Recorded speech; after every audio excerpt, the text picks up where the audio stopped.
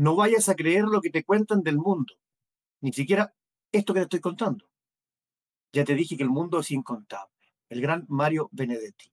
El mundo es incontable, es inenarrable, es indescriptible, sorpresivo, impredecible, sorprendente, arbitrario, aleatorio. Tal parece que sí, porque en los últimos días y semanas nos hemos encontrado con situaciones que quizás no esperábamos. Un cese del fuego en la franja de Gaza, que hace algunos meses nadie lo creería. De hecho, incluso el día de hoy, muchos no lo creen y no lo ven como una posibilidad cierta, mientras siga habiendo la tensión que existe en ese sector del mundo. De esto y mucho más que está pasando en el orbe, vamos a conversar en esta edición de Manos Libres en el Pensador.io, por un periodismo libre, independiente y siempre al servicio de la democracia, con nuestro gran amigo de la casa, Guillermo Holzman, analista nacional e internacional. ¿Cómo estás, Guillermo? ¿Qué Qué tal, gusto y qué Mario? agrado tenerte nuevamente. No, bueno, para mí un privilegio, así que un agrado saludarte, Mario, Miguel, digamos, siempre digamos, dispuesto para poder conversar sobre todos los temas que generan la turbulencia o instalan un clima de turbulencia a nivel global y también a nivel nacional con nuestro proceso electoral. Bueno, comenzamos. Guillermo, se ha anunciado este cese de las hostilidades entre Israel y Hamas, básicamente. Hay cierta incredulidad, hay cierta desconfianza, porque es un hecho prácticamente inédito en la historia de las últimas décadas, o tal vez siglos en la humanidad. Eh, Ahora se habla de las fases, ¿verdad?, para la pacificación.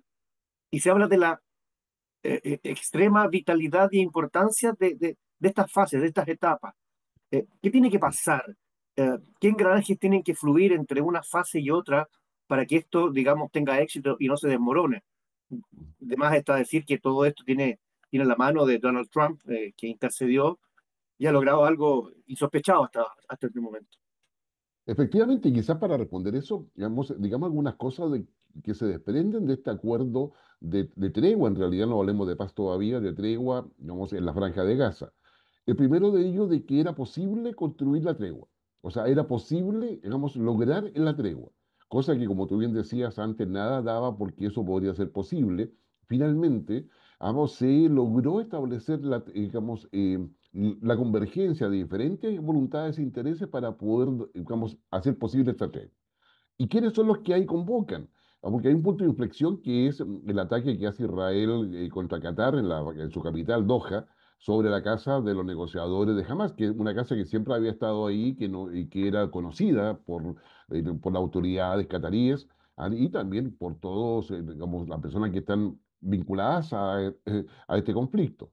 Y eso marca un punto de inflexión, y ese punto de inflexión se traduce en la preocupación que hay en el mundo árabe por lo que puede hacer Israel con otros países del Medio Oriente.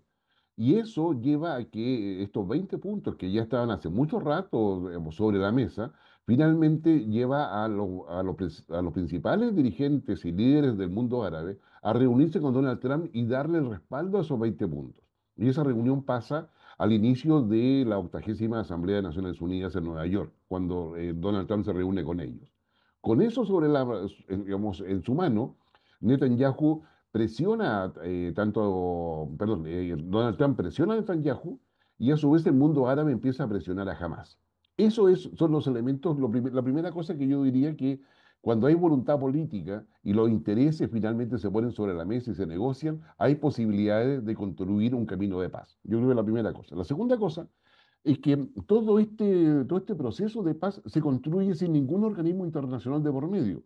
No estaba Naciones Unidas ni ningún otro, sino que fue una negociación directa de los intereses de los países. Y esto no hay que pasarlo por alto porque esta fórmula de resolver conflictos directamente, sin la intervención de los organismos internacionales, significa una nueva derrota para el multilateralismo, para todo lo que es el objetivo de Naciones Unidas y para lo que uno espera, los países pequeños particularmente, de cómo vamos a resolver los conflictos futuros. ¿Ah?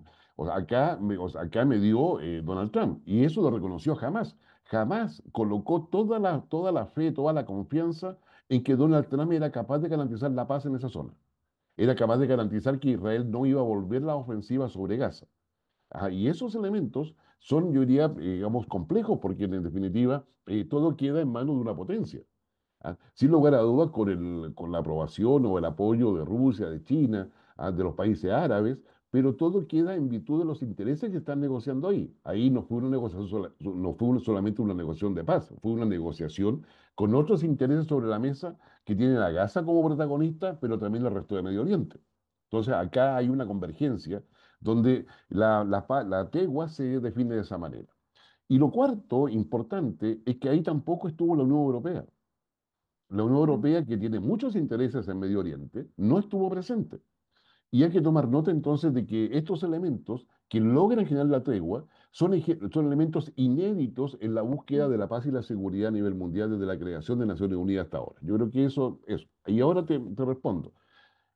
Lo primero es que el retiro de las tropas de Israel, que estaban ocupando sobre el 80% del territorio, a un lugar, digamos, que se ha definido, ¿ah? Y donde Israel, las Fuerzas Armadas israelíes, ocupan solamente alrededor del 50% del territorio. Jamás quiere que sea más, pero hasta el minuto es eso, ¿ah? Y eso ha permitido que los gazatíes vuelvan a sus ciudades, a sus hogares, y empezar a mirar cómo se viene lo de adelante. Ahora viene el segundo punto respecto a esta primera fase, que es el intercambio de prisioneros. De los 48 rehenes que aún mantiene Hamas, se supone que quedan solamente 20 vivos, esa es la información que se ha planteado, y la entrega de casi 2.000 palestinos que Israel tiene en las cárceles en su territorio. Ya, Israel ha dicho que por el momento no va a entregar líderes de Hamas, pero va a entregar a una serie, a casi 2.000 palestinos que están encarcelados ahí. Hecho eso, digamos, si es, al lograrse esas cosas, viene ahora la negociación, que es el desarme de Hamas y la desmilitarización de toda la zona de Gaza y un repliegue mayor de las tropas israelíes. Esto significa, en términos prácticos, de que jamás al entregar los prisioneros y al aceptar empezar a negociar la entrega de armas en un formato muy parecido a lo que fue el Plan Colombia con la FARC, ¿ya? Y Claro. jamás se queda sin capacidad de negociación. ¿Ya? O sea, pues sí, porque su capacidad de chantaje estaba basada en que tenía los prisioneros. Pero también significa para Netanyahu que se le quita el principal argumento para poder mantener la ofensiva sobre Gaza y sobre Cisjordania. Entonces, acá, este proceso, esta segunda fase de la desmilitarización de Gaza, la entrega de armas por parte de Hamas, va a significar un debilitamiento del gobierno de Netanyahu, y eventualmente, vamos, si conforme vayan avanzando los procesos de negociación, a su salida del gobierno. Ahora, el reemplazo de Netanyahu no significa que Israel cambie los objetivos que tiene. Va a cambiar la fórmula, porque la fórmula ahora ya se hace en un escenario de tregua, de construcción de la paz y de reconstrucción de Gaza, que son las otras etapas que vienen en la práctica a negociarse como en el futuro y se esperaría que ojalá fuera antes del final de año. Perfecto. Estamos conversando con Guillermo Holzman, amigo de la casa, analista internacional, nacional también. Aquí en Manos Libres, en El Pensador.io, por un periodismo libre, independiente, siempre al servicio de la democracia. Un consejo, amigos: si el tribunal les ordenó que publicaran una citación, la posición efectiva de algo, el extravío de un cheque o un remate, háganlo más simple, más fácil, más barato, sin dolores de cabeza, en www.elpensador.io/lex. www.elpensador.io/lex. Ahí está apareciendo en pantalla. Hágalo más fácil, no será problema. Miguel, Muchas gracias, Mario. Guillermo, ¿cuál es el peso que tiene ahora Donald Trump en el actual escenario diplomático internacional? Tiene un peso, yo diría, fundamental. Es decir, nadie podría pensar que un conflicto se puede acabar si Donald Trump no está entre medio de la negociación. Y esto aplica tanto para Gaza, como lo hemos referido, como también para Ucrania en lo que viene, y para lo que son los conflictos con China o incluso en África posteriormente, que probablemente va a ser uno de los objetivos si logra superar Ucrania, ir justamente a lo que son los temas de África. ¿Ya? Y entre medio, lo que uno ve es que Donald Trump es totalmente pragmático. Segundo, que al colocar los intereses de los países sobre la mesa como elemento de negociación, se aleja de la diplomacia normal, se aleja de la tradición diplomática, básicamente, de negociación de conflictos, y todo se negocia, es decir, alguien cede, digamos, alguien tiene beneficios, es decir, él busca una negociación win-win, ganar-ganar en la práctica, ¿ya? Pero ese ganar no es de prestigio, sino que es de intereses económicos, financieros. Donald Trump está impulsando todo lo que es una economía digital basada en el Bitcoin, ¿ah? Está impulsando todo lo que es, digamos, una relación comercial basada en el beneficio de Estados Unidos. ¿Ah? Está impulsando una negociación en la cual quiere asegurarse el acceso a los recursos, llámese petróleo, llámese gas, llámese minerales de todo tipo, incluyendo tierras raras. ¿Ah? Y eso es lo que él negocia. Entonces, eso rompe con las negociaciones diplomáticas donde primero se colocaba la idea de la estabilidad, la no agresión, una zona de paz, para luego empezar quizá a negociar algún elemento económico o comercial. Eso hoy día Donald Trump lo ha dejado, yo diría, fuera de la tradición y coloca un modelo completamente disruptivo que es personalizado en la figura de él. Entonces es una nueva forma de relacionarse y eventualmente de solucionar problemas internacionales que no han sido resueltos por las necedades o las terquedades o las contumacias o los complejos ideológicos y sesgos de organismos como la ONU o de la Unión Europea, que solamente se dedica a tener universidades, centros de pensamiento y otras cosas, pero no tienen peso específico concreto. En ese sentido, Guillermo, ¿cómo se puede configurar el nuevo escenario entre las potencias? Hablemos de los titanes, hablemos ¿Ya? de Rusia, Arabia Saudita, eh, China, Estados Unidos. ¿También hay un rebaraje del naipe en ese sentido?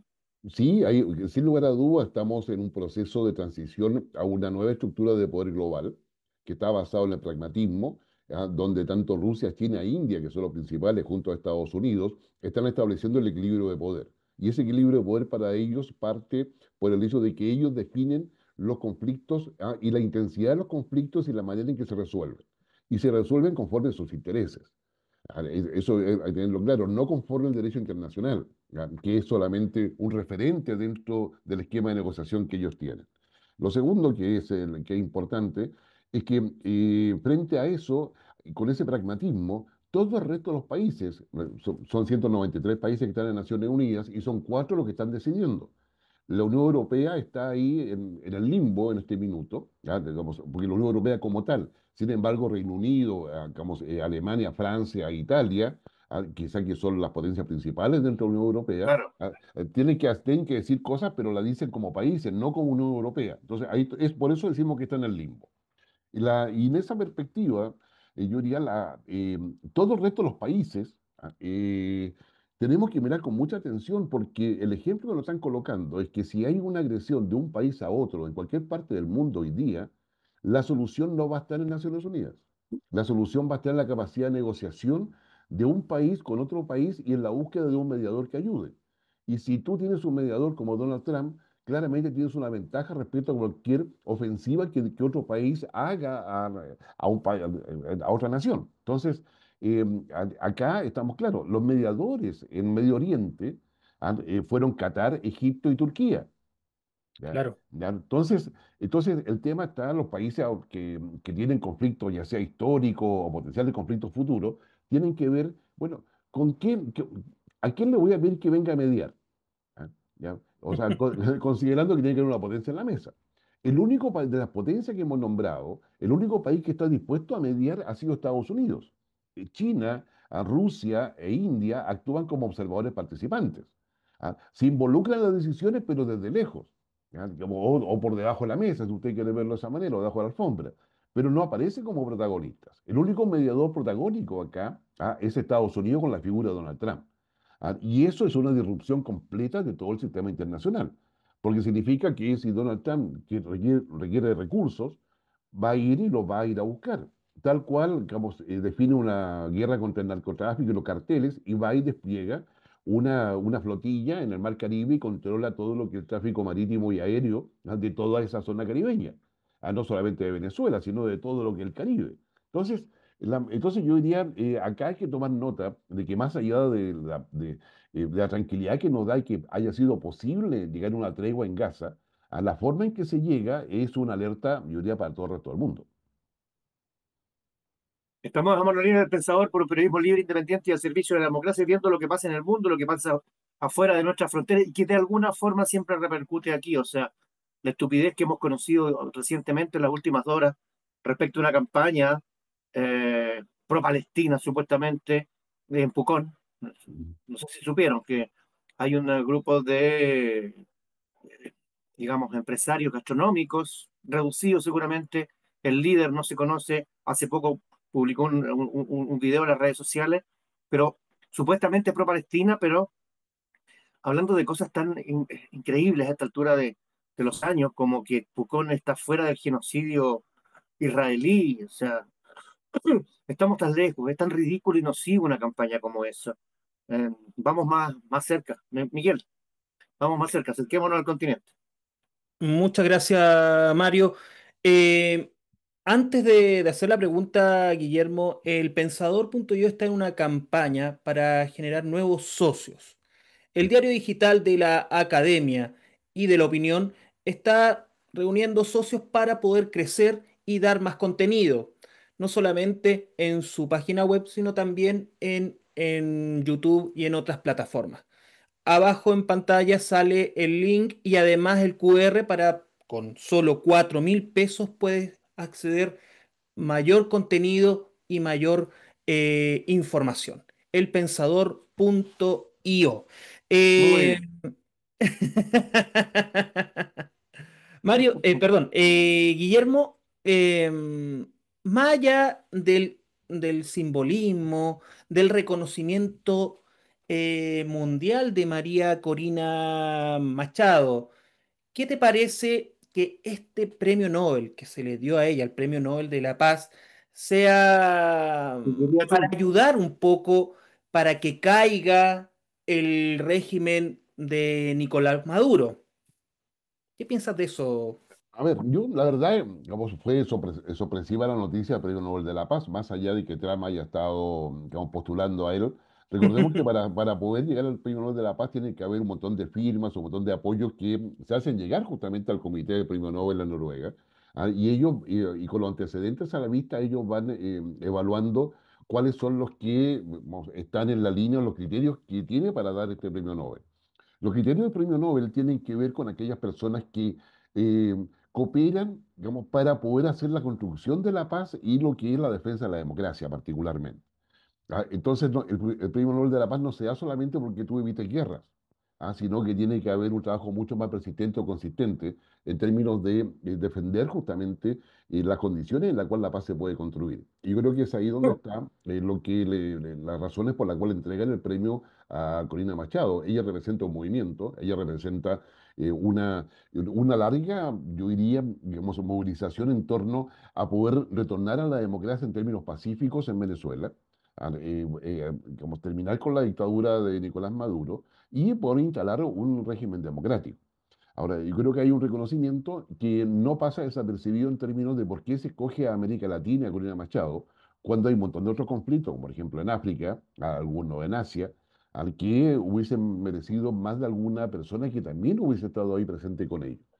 Y eso creo que tiene que ver mucho con lo que fue la manipulación de Maduro de las elecciones generales del año pasado.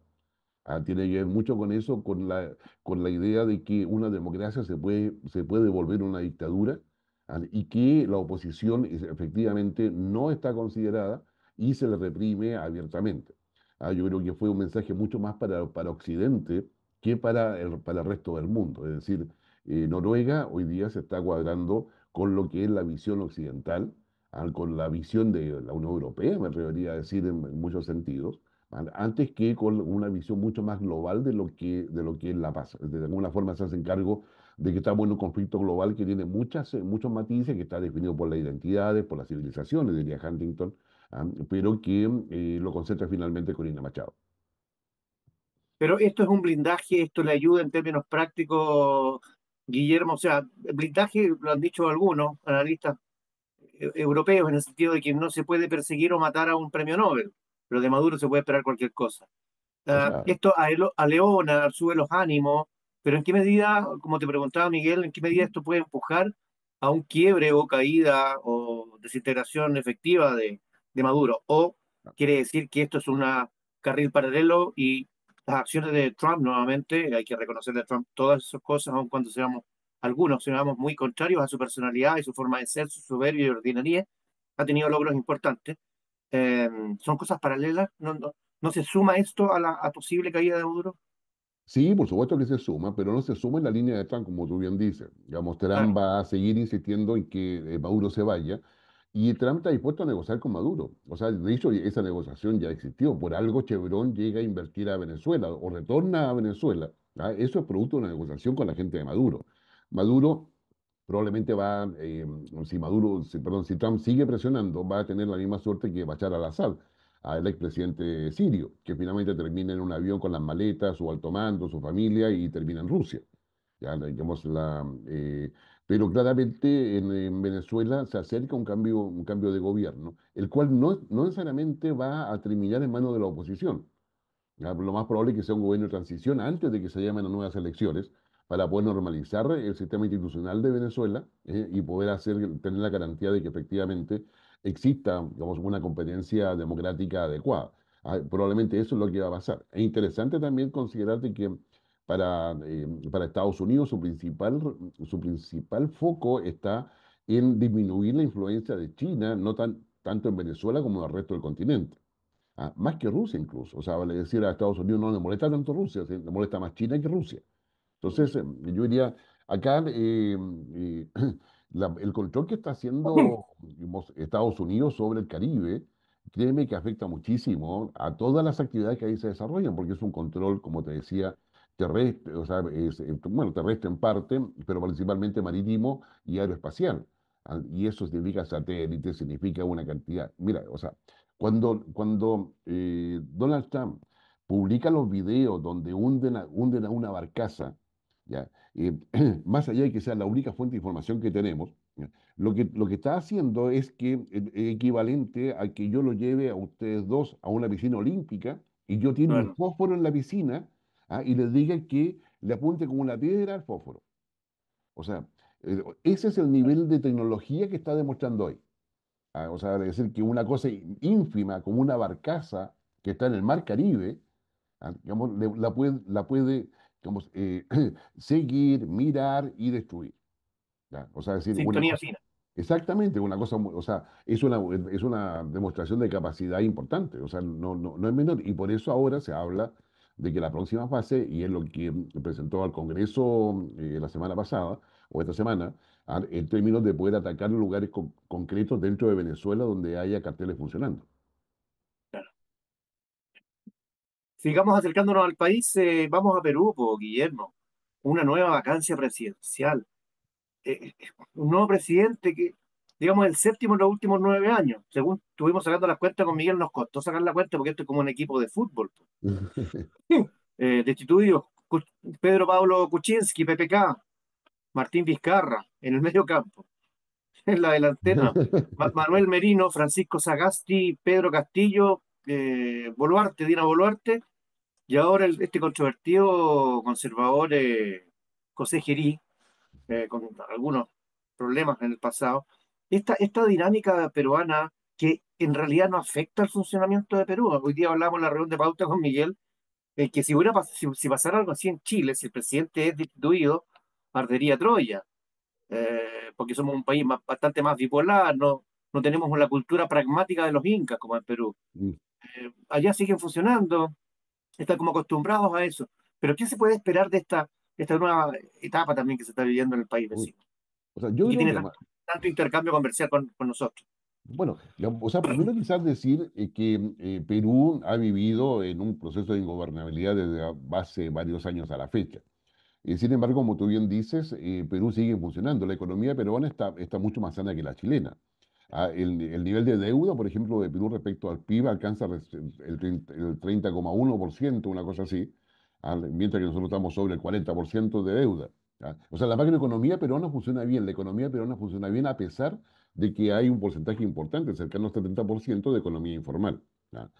Sí, lo segundo es que el sistema político en Perú, que está muy fragmentado, digamos, pelean entre ellos, pero son capaces de ponerse de acuerdo en cosas básicas y en causas que no alteran lo que es el país como tal. Pero también tiene que ver con una aristocracia muy potente en Perú. Una aristocracia que acá en Chile no existe, dicho sea de paso. Ya, Sí, y una aristocracia en la forma y en el fondo. que se ha mantenido a través de los siglos, bueno, qué sé yo, que tiene que ver con el imperio incaico en parte, pero también tiene que ver con la estructura de poder que se construye en Perú con una aristocracia muy potente. Ahí muy importante que le da estabilidad al país en términos políticos. O sea, no son los partidos los que dan estabilidad, sino que más bien esta aristocracia. ¿Ya? Eso va contra todo sentido de funcionamiento democrático, pero al final logra funcionar. El nuevo presidente que es designado finalmente nunca fue electo, él reemplazó a Martín Vizcarra. Ya, digamos, llegó al Congreso en Perú, porque Vizcarra asumió como premier, como presidente. Entonces, Geni nunca ha sido electo, nunca ha sido. Entonces, el tema hoy día es saber si acaso va a llegar a julio del 2026, que son las elecciones peruanas. O sea, la gran pregunta es si va a lograr mantenerse dentro de una turbulencia dentro de Perú que se parece mucho en algunos casos a lo que sucedió en Nepal, con mucha protesta en la calle, con mucha gente de izquierda también en la calle, con las mismas acusaciones que hemos encontrado acá en Chile en términos de brutalidad policial, violación de derechos humanos, en fin, y todo ese largo listado asociado a estas convulsiones eh, de protestas que existen, y Y con que violencia. El otro día fueron agredidos un grupo musical antiguo en Perú. sí, No me llevan acuerdo el dos, nombre en este momento, sí, pero van son dos como que grupos, hubieran agredido, como que hubieran disparado contra los Vikings 5 en Chile. exactamente. Entonces, todo hace pensar que el nuevo presidente no va a tener la capacidad de poder controlar esto. Entonces, por eso la pregunta es si acaso va a llegar a julio y si van a haber elecciones realmente en Perú. Ya, las posibilidades de una intervención militar en este minuto, yo diría, están un poquito arriba de cero, pero no avanzan mucho más que eso. Entonces, ya, tenemos, por lo tanto, con Perú eh, una, un problema que vamos a ver esta semana y la próxima, si efectivamente logra tranquilizar, pero es muy difícil porque ahí tenemos no solamente a los jóvenes protestando, sino que hay un crimen organizado muy instalado dentro de Perú, hay una violencia como social que se ha instalado en varios pueblos y hay también asociada a esta fragmentación, una polarización ideológica. Consecuencias son ingredientes que, al reunirse en un solo momento histórico, finalmente pueden generar un problema de gobernabilidad mucho más grave, que esperemos no suba en intensidad, porque sería muy complejo y nos salpicaría mucho a nosotros. Y Miguel le queda de cajón. Estamos hablando de Perú, países vecinos, situación nacional, ¿no es cierto, Miguel? Con la última pregunta, Sí, lúcete, lúcete, sí, campeón.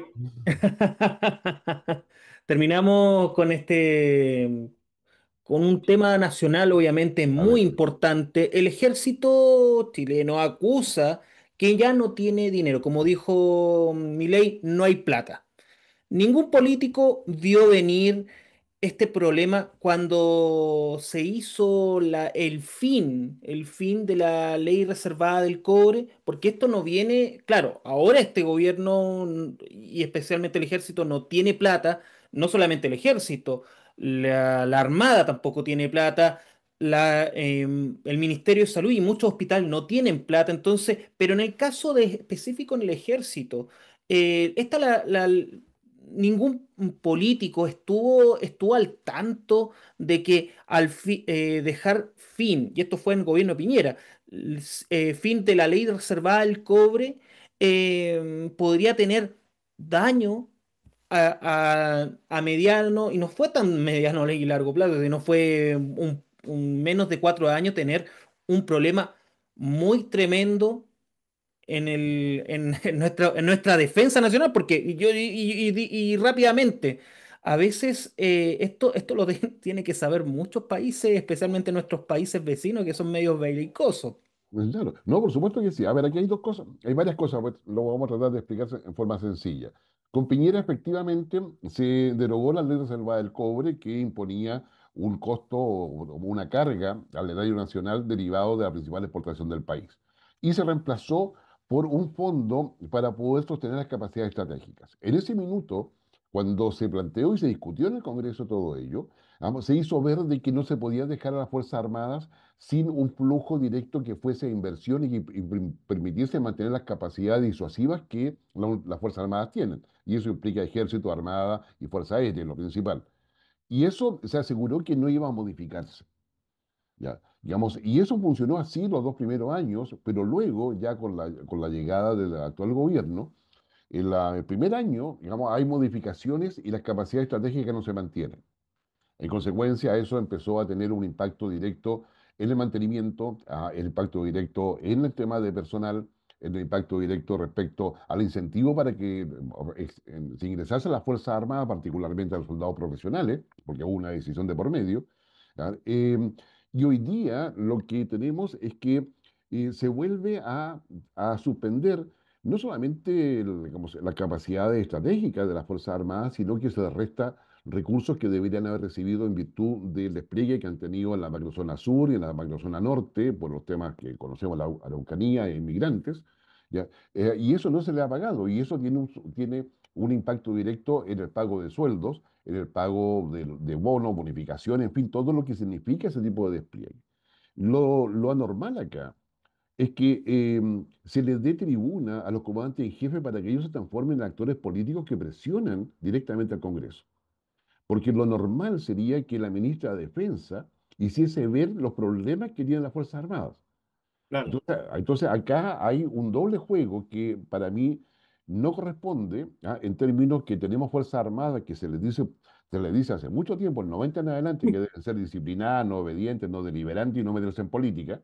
Y sucede que ahora ellos están defendiendo su presupuesto como cualquier actor político, cuando debiera hacerlo el Ministerio de Defensa. Entonces, acá hay un quiebre que no se dice, pero que es evidente en términos de que las Fuerzas Armadas tienen que sacar la voz para decir lo que les falta directamente, cuando la ministra de Defensa o el Ministerio de Defensa dice que la plata está, pero se les va a pagar ahora en octubre. ¿De dónde? No sabemos cuando, digamos, falta tanta plata en otras partes del Estado que tampoco se sabe dónde se va a sacar. El país está en un nivel de deuda que está en los límites. Sí, nos podemos seguir endeudando, pero no tenemos con qué pagar. O sea, como cuando tú, si tienes chequera o cuenta en el banco, la pagas a línea de crédito y pide que te la amplíen.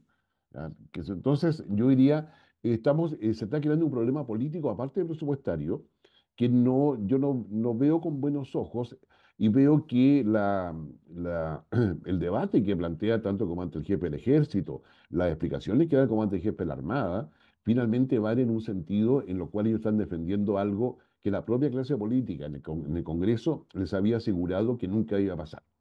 ¿Ah? Claro. Y eso yo creo que es problemático porque transforma a las Fuerzas Armadas en actores políticos, que buscan hacer una influencia para tener lo que le habían prometido. Ellos no están pidiendo más, no están pidiendo cosas extraordinarias, sino que cumplan con lo que políticamente el Estado se comprometió. O sea, es decir, y eso yo creo que es relevante. Bueno, ¿qué se puede esperar también si quien tenía que haber sacado la voz por ellos, por las Fuerzas Armadas, era la ministra del Piano? Pero ¿qué sabe la ministra del Piano de Defensa? Eso es un cargo por cuoteo político, por amistad, por pituto, por cuña, por lo que queramos Mm. llamarlo. Pero Adriana del Piano sabe tanto de defensa como uno puede saber no sé, pues, de remo, ¿ah? De karate, pues, Da, de física cuántica. da bueno, ¿Cachai? O pero sea, tiene ahí está. asesores, tiene asesores y acá la señal política es preocupante.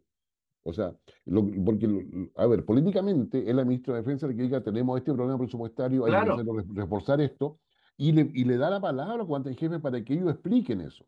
Pero los dejó solos, ellos luchando por su presupuesto. Cosa que es anormal.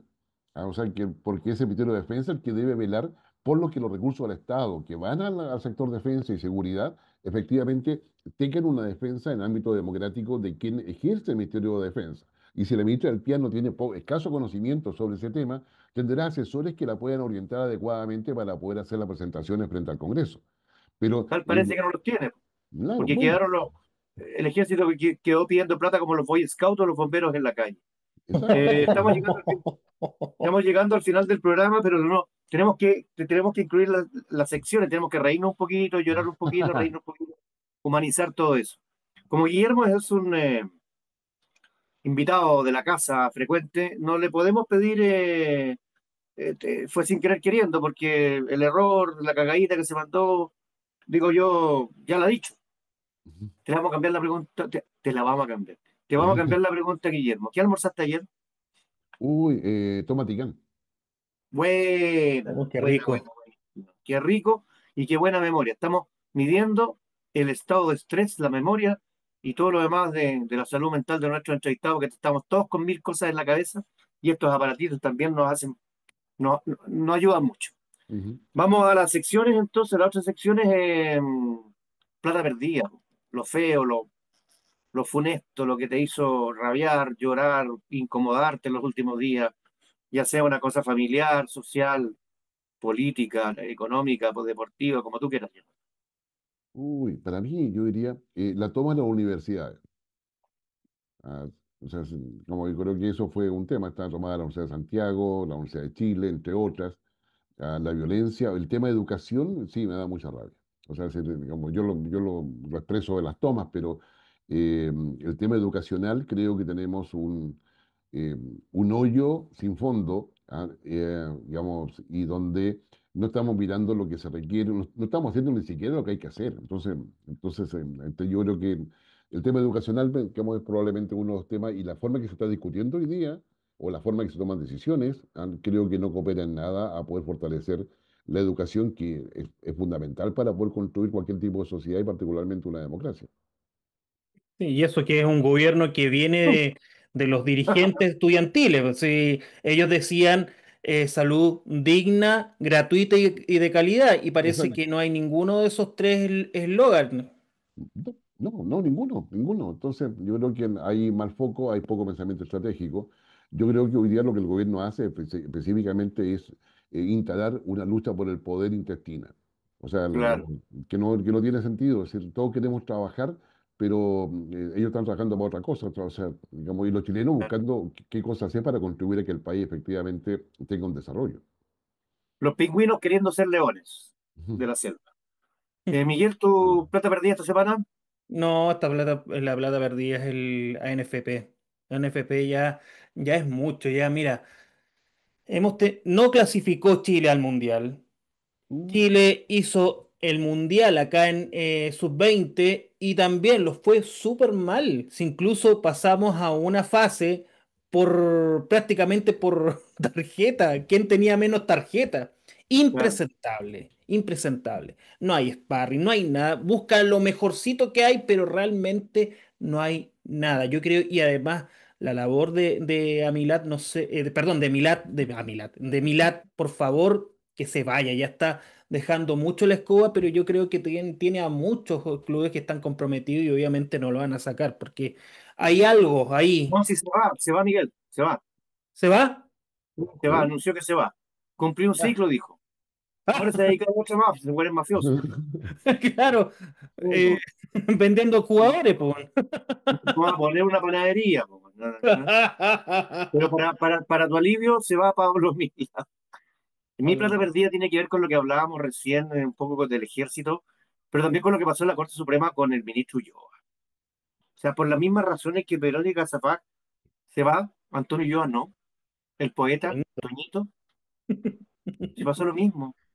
Son razones ideológicas, o sea, no se puede confiar en el poder, en la Corte Suprema, no se puede confiar en el Poder Judicial. Si es desde la cúpula del Vaticano, por decirlo de alguna forma, del Poder Judicial en Chile, se hace una treta, una trampa, una cosa trucha, y no les importa nada. Las evidencias están a la vista y no les importa nada. O sea, impresentable. Y me parece también impresentable que la ciudadanía no se manifieste. No estoy llamando a quemar las iglesias, pero, como nos dijo hace un tiempo aquí Pancho Leturia, necesitamos una ciudadanía un poco más rabiosa. O sea, no podemos leer y comentar en los chats con los amigos. Que la Corte Suprema haga lo que quiera y salva a un corrupto, porque benefició a los otros corruptos de la Corte Suprema, me parece impresentable. No sé qué opinan ustedes. Capaz que estén metidos también. Nada. no. No, o sea, mira, el tema está en que en Chile, si tú vas a denunciar públicamente, es como el conejo saliendo de la cueva, te disparan y te vuelan la cabeza. O sea, es decir, claro, porque las redes son de tal forma, de tal magnitud, que finalmente es una perversa cadena de favores donde finalmente genera una suerte de protección, no diré corporativa, pero una protección de redes impresionante. Entonces, no. Entonces, claro, para poder salir a decir algo, tienes que pagar un costo muy alto. Bueno, el costo es muy alto. Pero eso es crimen organizado prácticamente, pues, Guille. Bueno, de eso se aprovecha el crimen organizado, si esto existe en Chile hace muchos años, muchas Ah, décadas, yo te diría desde de la independencia, incluso para poder hacerlo mucho más genérico. Pero el crimen organizado claro, se aprovecha de esas cosas, se aprovecha de la debilidad institucional, se aprovecha de la tendencia a la corrupción que tienen. Oye, pues si un favor nomás, porque si yo que te preocupa. Acá hay un gran tema dentro de lo que es solamente cumplir la ley, una ley que intenta colocar los marcos de referencia para el funcionamiento de la sociedad, pero una cosa muy distinta es hacer lo correcto. Y lo que se espera de un político que haga lo correcto. O sea, que vaya siempre más allá de la ley, en términos de que tenga transparencia, tenga credibilidad, y qué decir de los jueces que administran justicia. O sea, con mayor razón. O sea, hacer lo correcto no tiene, no tiene doble cara. O sea, es solamente una cosa. Y si tú estás en el Estado, es hacer lo correcto, parte porque toda decisión es en beneficio de todos.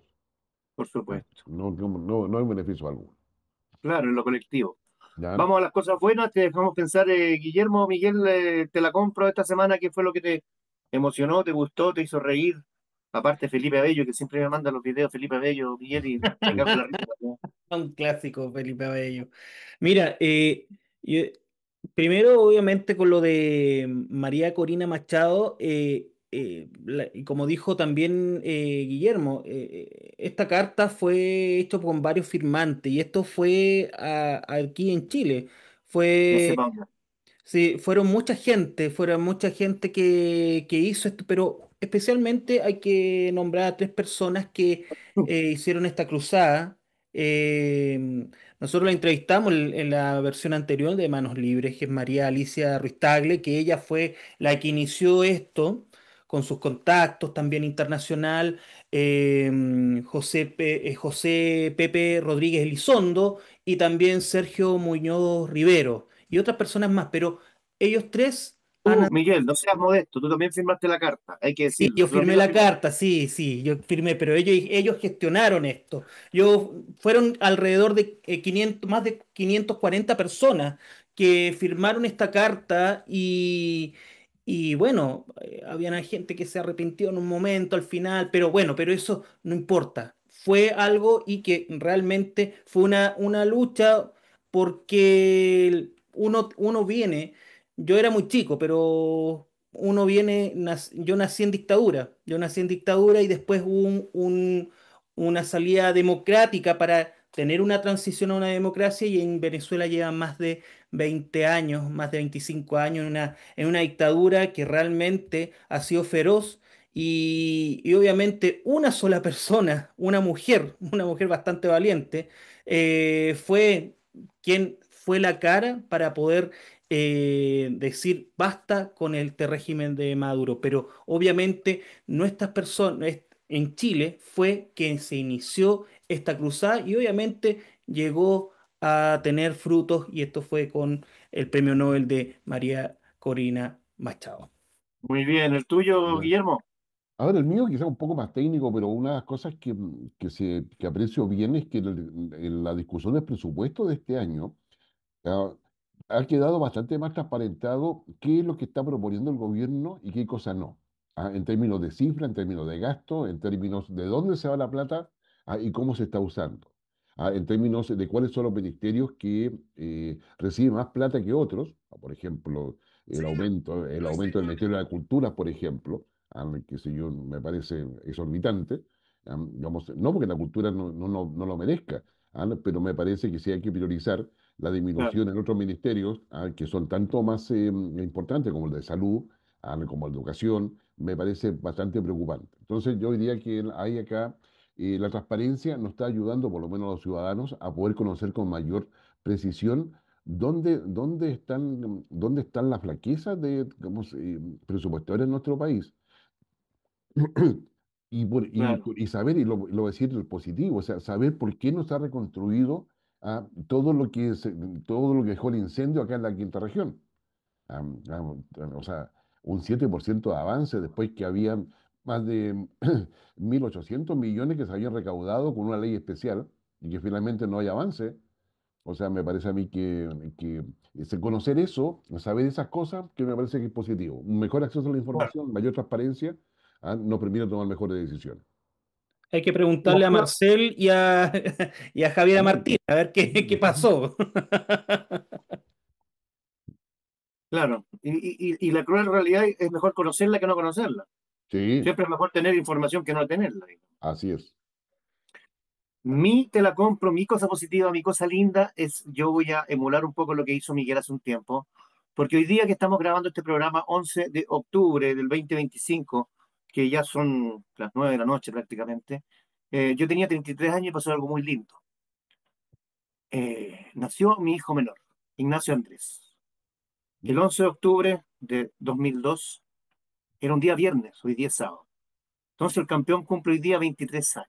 Entonces quiero decirle que lo adoro, que lo quiero mucho, que es mi inspiración, eh, que él sabe, que es mi músico, mi poeta, que me corrige la poesía, que somos partners en todas las cosas hasta el final del mundo.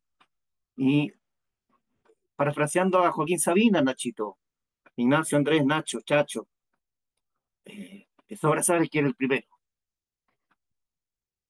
Que no miento, se juro que daría por ti la vida entera. Feliz cumpleaños, campeón. Te adoro con el alma. Muchísimas gracias por este dispenso, amigos. Discúlpenme, ¿eh? Está bien, Bueno, que está lo bien. disfruten, que lo disfruten. Que lo Ya lo disfrute, pasamos. claro. Sí. Ya, pues, si nos despedimos de esta audiencia tan maravillosa y tan fiel Ok. de manos libres del pensador.io, quiere decir algo, Guillermo. No, solamente digamos Ah, agradecer la posibilidad. Y miremos con atención lo que viene. Yo diría que tanto a nivel internacional, oye, compren oro, por si acaso, porque el oro está al alza, sí, pero el refugio adecuado. sí, sí, sí, no, y complicado. Lo que ha pasado a nivel mundial, solamente con este mensaje, obliga a nosotros a pensar cómo nos vamos a mover porque estamos acá abajo. O sea, las cúpulas están definiendo cómo se distribuye el poder. Nosotros tenemos que saber cómo gestionamos nuestra posición en este Mm, escenario de poder distinto al que conocíamos. Y eso merece un pensamiento, yo diría, mucho más estratégico, si se quiere, pero un, ojalá todos piquemos la misma piedra y no haya tantas piedras distintas picándole a tanta gente. Porque claro, finalmente, toda la razón. Qué buen claro. punto, Guillermo, qué buen punto. Así que muchas gracias. Gracias a ti, pues, amigo. ¿Cierto? Un abrazo grande y Listo. nos Un abrazo reencontraremos para en otra ambos. oportunidad. Sí, señor. Que estén muy Cuídense bien. mucho. Disfruten. Igualmente. Igual. Gracias. Chau, chau.